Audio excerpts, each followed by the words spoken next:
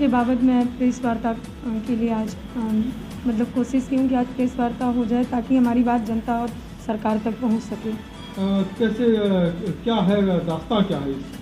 हमारी आप बीती ये थी कि हम आज से करीब 10-12 साल पहले मिले थे शशिकांत पांडे से, और उस समय हमारी डेटा एज रही होगी, हमको लगता है 15-16 साल। उस समय मैं उनसे मिली थी और तब से लेकर 2023-24 तक मैं साथ रही हूँ।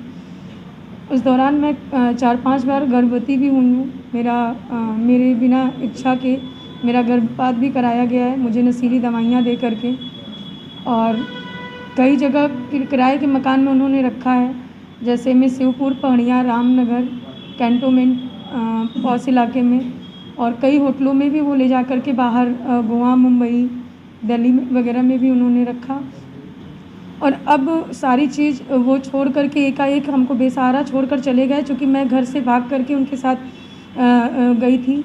तो उन्होंने हमको झूठा विश्वास, पत्नी का झूठा विश्वास भी दिलाया, मंदिर में ले जाके सिंदूर डाल दिया, अदरपुरा मंदिर में। और सिंदूर डालने के बाद उन्होंने बोला कि अब आज के बाद तुम हमें दबाव मत बनाना, तुम मेरी पत्नी हो गई हो और हिंदू रीति रिवाज के हिसाब से सिंदूर का बहुत बड़ा महत्व होता है, तो इसलिए अब तुम मेरी पत्नी। उन्होंने बतौर पत्नी कई कागजातों पे मेरा नाम भी दर्ज करा दिया। अब सारी चीज़ लेकर के जब मैं पुलिस के पास गई मई में, तब मैं मई से लेके जून, जुलाई, अगस्त तक परेशान रही। 12 अगस्त को मेरी एफआईआर, जब मैं सोशल मीडिया पे एक्स प्लेटफॉर्म पे जब मैं एक वीडियो जारी करती हूँ एक अधिकारी के यहाँ परेशान होकर के, जब उन्होंने हमसे बोला कि तुम्हारी बहन की भी जांच होगी, तुम्हारे पूरे परिवार की जांच होगी, तब मैं परेशान होकर एक वीडियो जारी करती हूँ। तब मुँह बांध करके तब मेरी एफआईआर 12 तारीख को रात में होती है, 12/8/2024 को 11:51 पे, और उसी के शिवपुर थाना में उसी के जस्ट 1 मिनट बाद मेरे खिलाफ़ एफआईआर होती है 12/8/2024 को 23:52 पे, जो कि आपके सामने आप देख सकते हैं। और उसके बाद मेरे प्रार्थना पत्र के हिसाब से इसमें धाराएं नहीं लगाई जाती हैं, और मुझसे पुलिस बोलती है कि आपके बयान के बाद, आपके मेडिकल के बाद, आपकी जांच के बाद मैं धारा बढ़ाऊंगा, घटाऊंगा, वो मेरा काम है। और आज अभी तक ना तो पुलिस का कोई मुझे फुल सपोर्ट समझ में आता है, ना तो कुछ उनकी मदद उनकी तरफ से समझ में आता है। उल्टा आरोपी हमारा, जहाँ भी मैं जाती हूँ पता नहीं कैसे उनको पता चल जाता है, उनके लोग हमारा पीछा करते हैं, जिसका फ़ोटो वीडियो मैंने पुलिस को दिया भी है। और उनके परिचित के लोग मेरे घर तक आते हैं और घर पे आके लोग धमकाते भी हैं। उनका कहना है कि आप मुकदमा वापस ले लें और नहीं तो आपकी हत्या करवा देंगे, या तो फर्जी मुकदमे में आपको फंसा देंगे, जैसा कि सही हुआ है। मुझे एक ही मिनट के बाद मेरे ऊपर फर्जी मुकदमा भी लगाया गया है।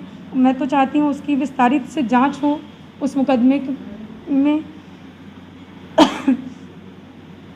और आरोपी कौन है ये, कैसे परिचय हुआ था आपको?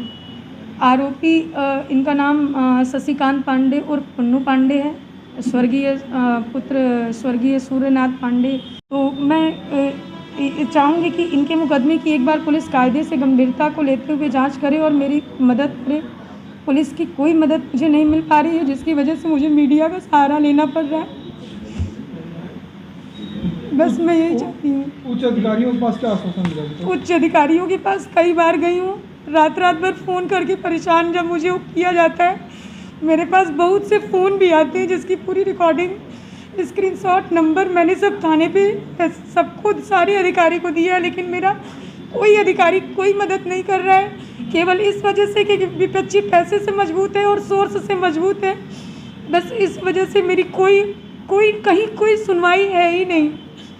और ना मैंने मुख्यमंत्री को भी चिट्ठी लिखा, मैंने प्रधानमंत्री को भी चिट्ठी लिखा, मैंने महिला राष्ट्रीय आयोग लखनऊ, दिल्ली, हर जगह मैं जा कर के भी कोशिश की, लेकिन कहीं से मुझे कोई मदद नहीं मिली और ना ही अभी तक कोई मदद मिली है। अभी तक मेरी धाराएं, मेरे प्रार्थना पत्र के हिसाब से मेरी धाराएं तक नहीं लगाई गई हैं। धारा 494 लगा दी गई है, ना तो मेरा सही से प्रार्थना पत्र का कोई जांच किया गया है, ना कोई चीज़। सारे सबूत, सारे साक्ष्य को पुलिस मिटा रही है मौके पे जाके। जीरो टॉलरेंस नीति अपनाई जा रही है यहाँ पे महिलाओं के प्रति, जो काफ़ी उदारता दिखाई जा रही है। योगी आदित्यनाथ की गवर्नमेंट है, क्या कर रही है?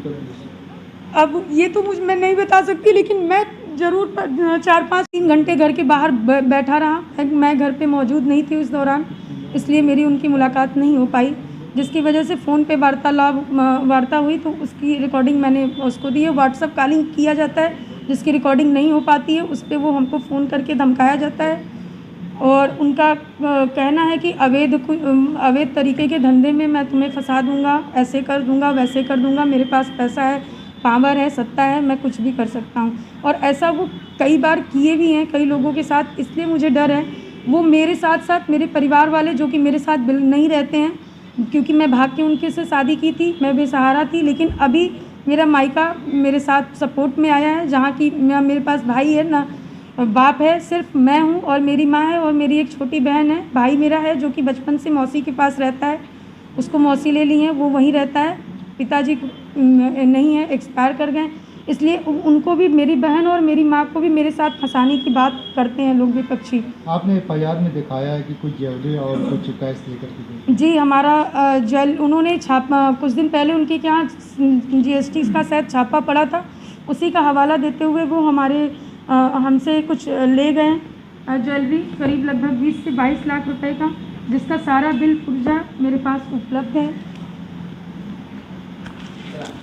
जिसकी